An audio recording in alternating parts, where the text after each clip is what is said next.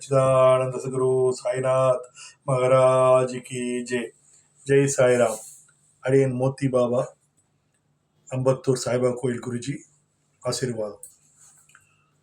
நம்ம தமிழ்நாட்டில் பாபா முதல்ல எப்போ வந்தார்னா 1949 கிண்டி அந்த ரயில்வே ஸ்டேஷன் பக்கம் இருக்க பாபா கோயில் தான் பிரதிஷ்டை பண்ணாங்க.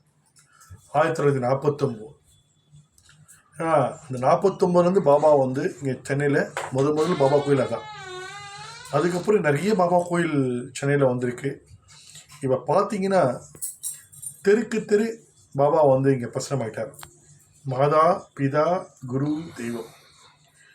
இந்த குரு வந்து நம்ம இந்த ஆண்டவன் கூட நம்மளுடைய கோரிக்கையை கொண்டு போய் சேர்க்கக்கூடியவர். இந்த குரு தான் மெசஞ்சர் ஆஃப் த காட். இந்த குரு தான் ஆண்டவங்களை பேச முடியும். நம்மளுடைய கோரிக்கையை குருக்களை சொன்னால் கண்டிப்பாக குரு வந்து நம்ம கோரிக்கையை ஆண்டவங்களை சொல்லுவேன். பாபா சொல்கிற விஷயமே அதான். நான் வந்து ஆண்டவன் கிடையாது, சப்கா மாலிக்கு ஏக்கியே, எனக்கு மேலே ஒருத்தர் இருக்கான், உங்களுடைய கோரிக்கையை நான் கொண்டு போய் மேலே சேர்க்கிறேன்றார். அந்த மாதிரி யாருன்னா ஒருத்தர் குருவை பிடிச்சிங்க.